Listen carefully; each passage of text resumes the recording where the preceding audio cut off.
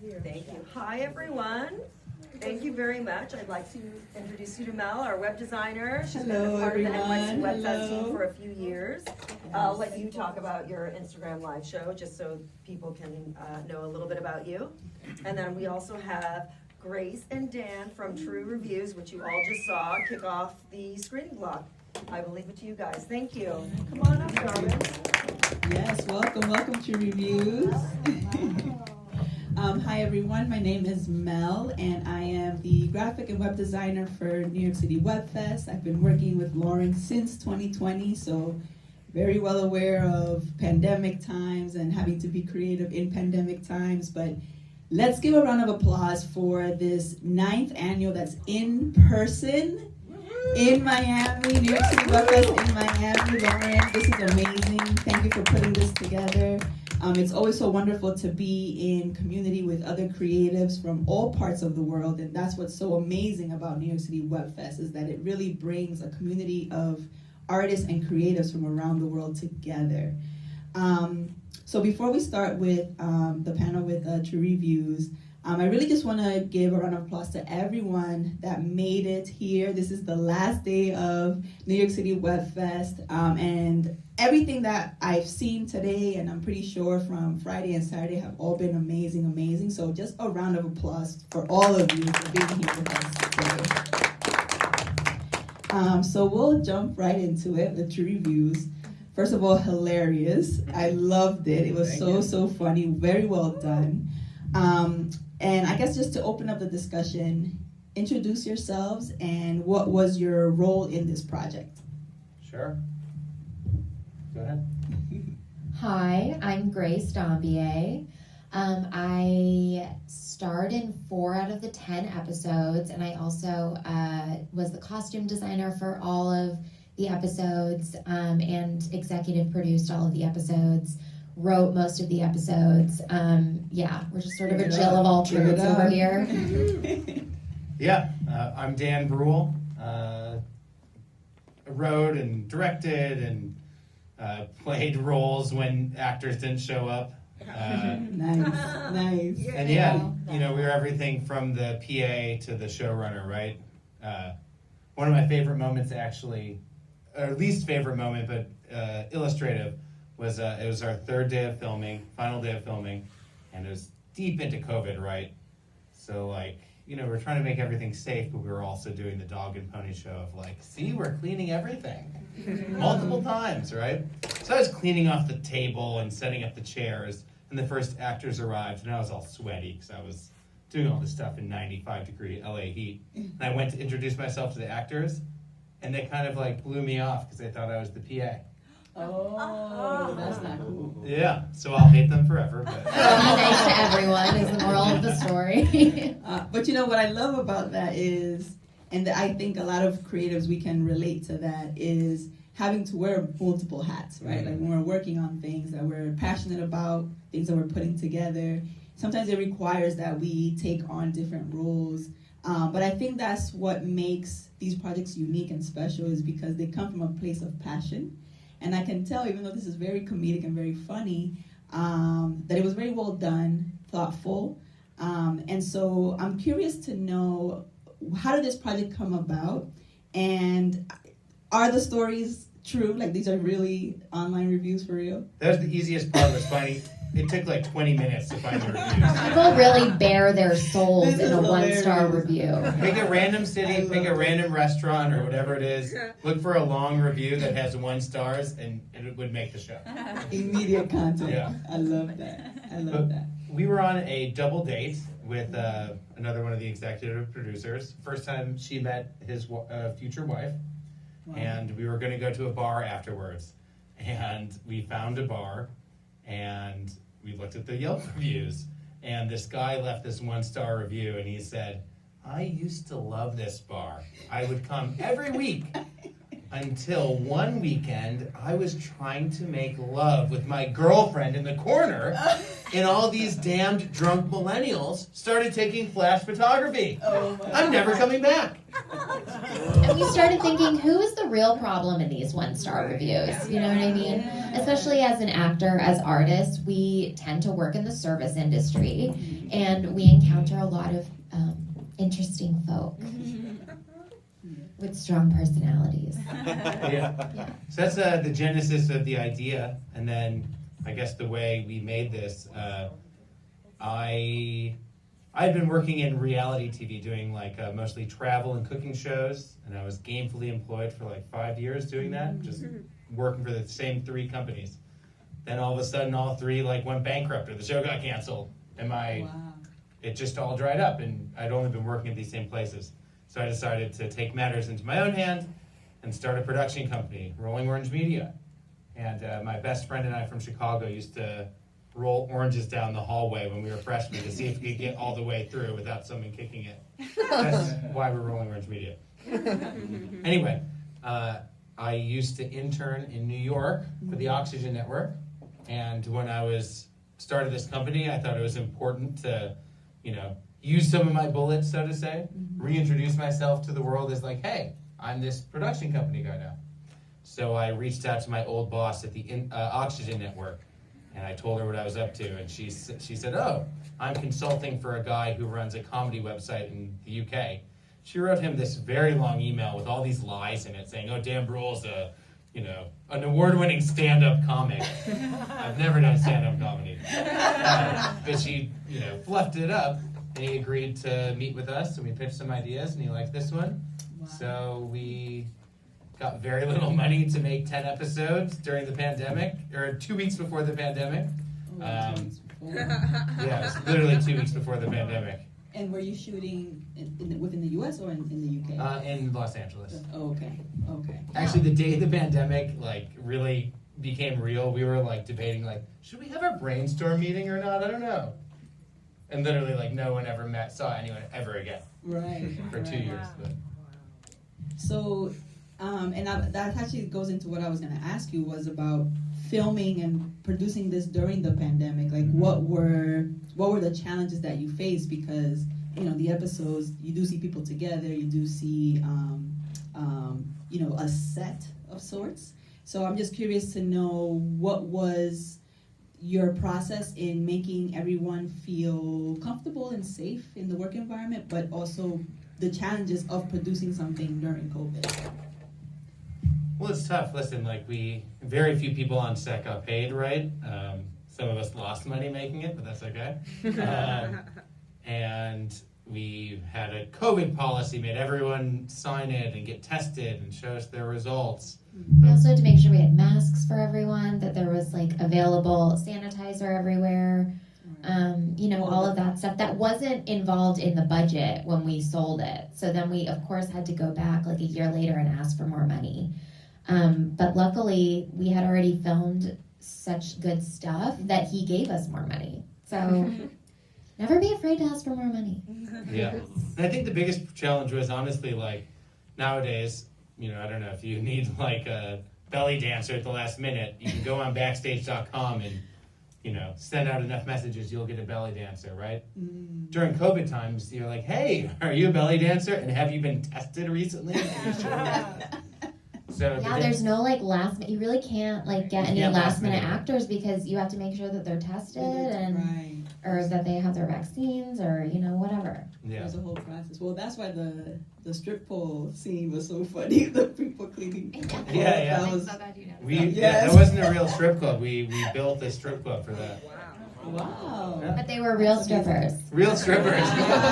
Okay. And actually, a shout out, our director for that, Laura, her parents are here. Oh, hello. And honestly, she was so brave to do that, because, no man wanted to touch it, of course, right?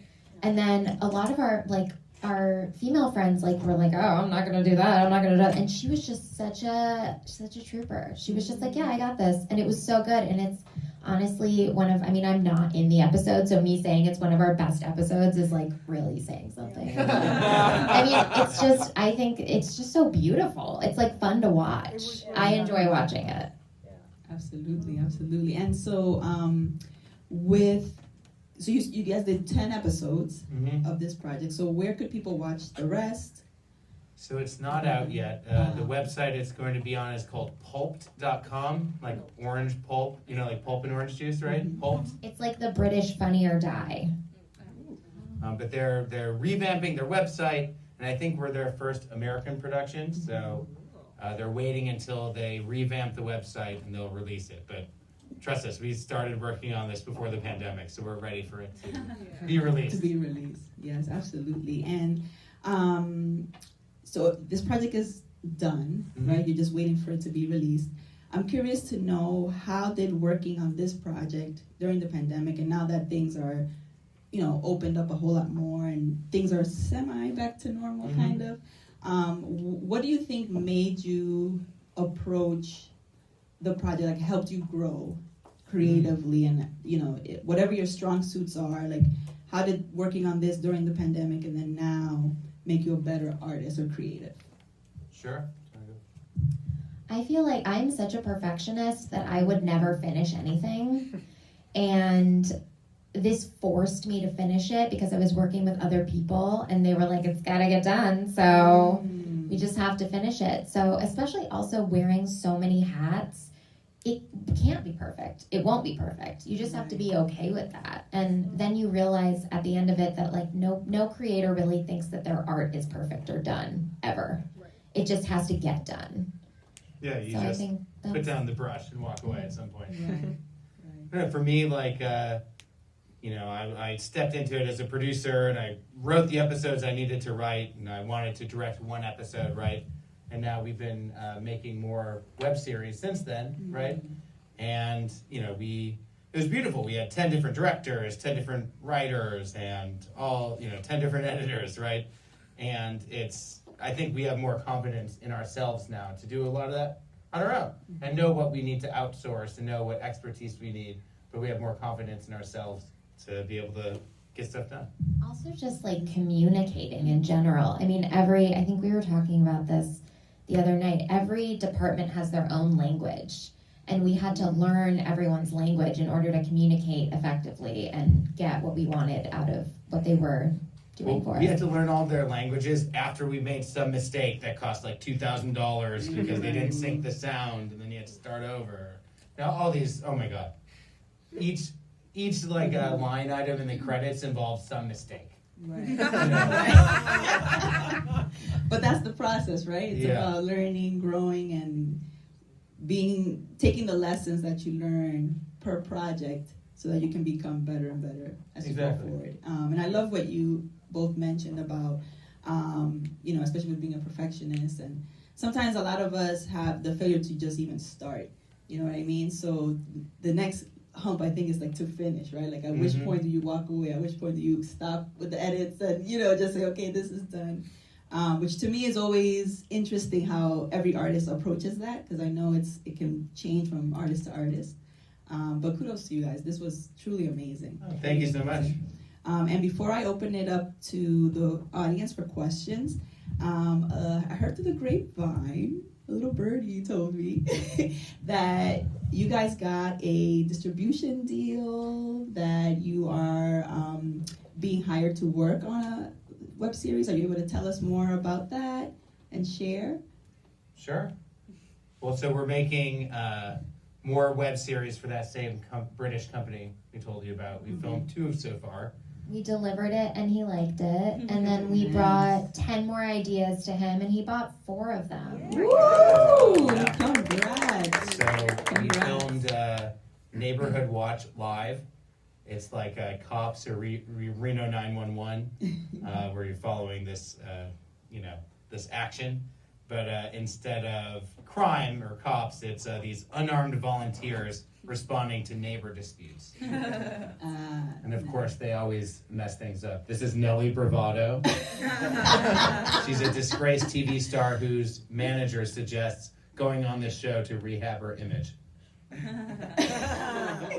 I'm mostly focused on getting on TV and just like being seen and getting recognized and not really, helping anyone. Exactly. And then we filmed You're Canceled, which is kind of like true reviews, but it's about real people who get canceled for making an innocent mistake, like calling a group of people guys at their office. Like innocent mistakes that we could all make, but like they're just big no-nos now, you know? And it's sort of like, we took inspiration from that show Forensic Files. I don't know if anybody watches, but we're like really trying to get into like the science of being canceled, you know? So we interview anthropologists and linguists and, Clairvoyance. I love it. The research of like cancel culture. Yeah. I love it. We have a scientist with examining a donut with a microscope. It's my favorite scene. I love that. Well, if anyone has questions, feel free for our friends here at True Reviews. I have a question. Just since we can't see True Reviews yet, I'm wondering if you could tease a couple of the other episodes, because I'm curious. Ooh. Oh, sure. The first episode we wrote is called Law and Ordered. I think another one we submitted to this festival. That's about a guy who waits 8 minutes for his coffees. And it's after the coffee shop had a makeover, right? So It's like a male Karen. Nice. And then in one of them, I play a sloppy psychic. Who forgets about an appointment that she has? Yeah. How could she forget an appointment? She's a psychic. She's living with her boyfriend and she's just stoned all the time and she doesn't really know anything about what she's doing. She just like rambles off zodiac characteristics and takes your money. We had one about a mom who's said she took her son to the emergency room and they kept on telling her, your son's just stoned, ma'am. She did not like that answer. Oh my goodness.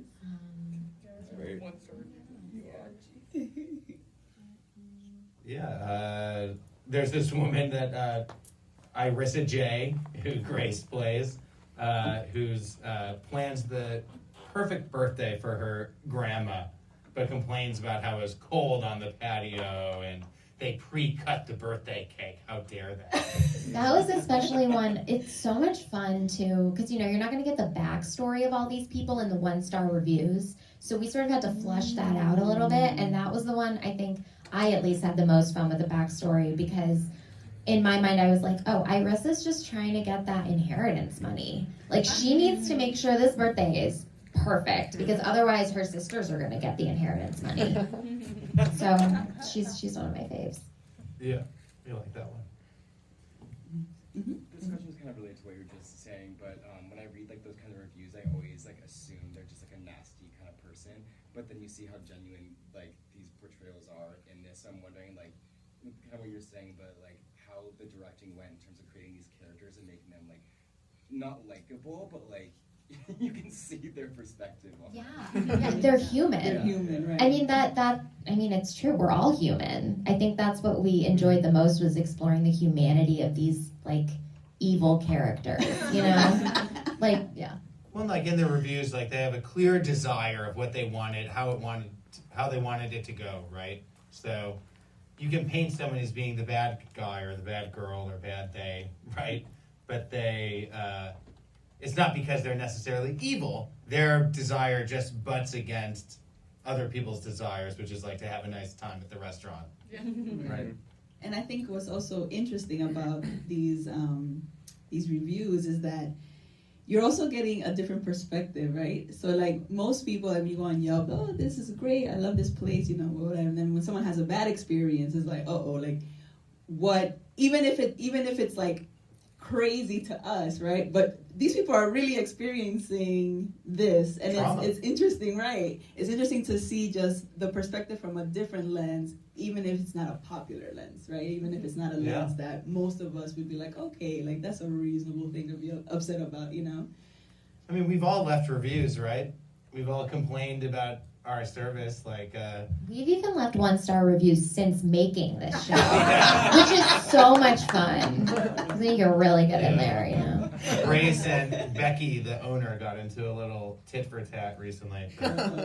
You can also, another trick is you can write a 5-star review, but then complain in it. Like we were just at this is a little off topic, but we were just at a bar in Nashville. We were filming something or whatever, and they they didn't let him in because he didn't have an ID, but they let all these girls in and didn't show their IDs. And I tried to like call out the guy, like at the doorman or whatever. And then we wrote a review. I wrote a 5-star review, and I said, calling all underage ladies. If you're underage and you don't have an ID, you should go on Fridays and Saturdays because they don't check. And Becky, the owner, came at me and was like, that is not true. I was there. And I was like, girl, you're gaslighting me. Becky was not there. Yeah, Becky was not there. Well, I think what made this stripper episode so funny is that I'm sure that was innocent. Like, it's so overpriced and it's so shady, and it's like, you know, like the strip club business, and like if you don't know, you wouldn't know, right? Like it must be so like $10 for a beer that's like $3 everywhere else. That alone is offensive, right? I think I think the overdraft fees are brutal. If anyone's ever, like, there's a famous place called Magic City in Atlanta, right? Yeah. It's it's a bar strip club, but they had $55 withdrawal fees. Wow. $55 withdrawal fees. No wonder it's just Ludacris and Usher going the Atlanta Falcons. But yeah, honestly, that guy, you know, who left the review probably was there to bond with his coworkers. Right. Thinking it was just going to be, Talk hey, about the marketing plan. yeah. Heck, I'll go out. You know, tonight will be the night I go out with my coworkers, right? Yeah, that's great. It was very funny. The bartender side part was really funny. Their husband and wife. No. Oh, really? Oh, wow. That's That really makes it even funny. Yeah, funnier. that was Yeah. good. It was ridiculous. Any other questions? Have you learned any sort of review hacks, like from looking at things? Have you learned any sort of skills for like reading reviews? For reading reviews? For instance, I heard something that if you want to go to the best Chinese restaurant, you should pick ones that are 3.5 stars. Oh, because the 5 stars probably aren't legitimate, right? Yeah. Well, you know, I was in Portugal once, right, for work, and we were going to go to this local bar, and I suggested to this local I was working with, I'm like, oh, well, this bar's got the highest reviews. We should go there, right? And he said, it's not open yet. Wow. Wow. So all the reviews on it were fake, right? So I think that's good. The 3.5 stars is Right. the number of reviews. I think is the good sign too. Yeah. So I'm curious to know, how many reviews did you go through before you picked the ones that you were like, ooh, these are my 10 that I want to go with? Well, I think we like made a database of like maybe 30 to 50, something like that, and then we asked the writers, hey, pick one that calls to you. I like that. Yeah. And also it came down to like, is this possible to film? Yeah. Like, can we find a set that will look like this? Right. Or that we can transform? Because really it was only like, we only did in total like 5 days of filming, 6 days of filming. We did 3 days, and then like a year later we did a few more days. Yeah. But like one of the episodes takes place at a craft store. Like an employee went to a different branch of the store she works at, and they didn't accept her employee discount card, and that's a big no-no. But trying to find a craft store to film that was very difficult, right? So I think that was the biggest. I mean, you learn so much and make so many mistakes. Like, we thought it'd be clever. We found a studio that was quite cheap near the desert in LA, right? And they had a hospital set and a restaurant set and a police station. We're like, oh, great. We can just film everything there. We'll have one episode film while everyone sets up the other episode, right? Well, first of all, it's so loud when you're setting up the lights and everything and you have to talk. That proved very hard. And when you find it, you know, we had this studio that didn't have any overhead lights, so we had to build all of the lights. So in the savings I thought we would get from finding this cheap location that all these sets, you had to pay an exorbitant amount for the lighting kit, right? So there are no shortcuts, I guess, is our biggest lesson. Everything comes at a cost, right? Right. It's just a matter of figuring out what you want to pay for.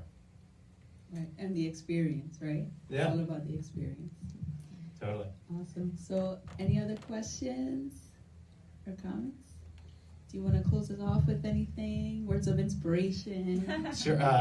We heard a quote right around the time we finished this that we always talk about. Someone asked Tina Fey, what her favorite part of acting and writing and The creative process. the creative process. What's your favorite part of it? And she said, when it's over. And we agree. Well, with that, everyone, give it up for True Reviews. Thank you, everyone. Congratulations.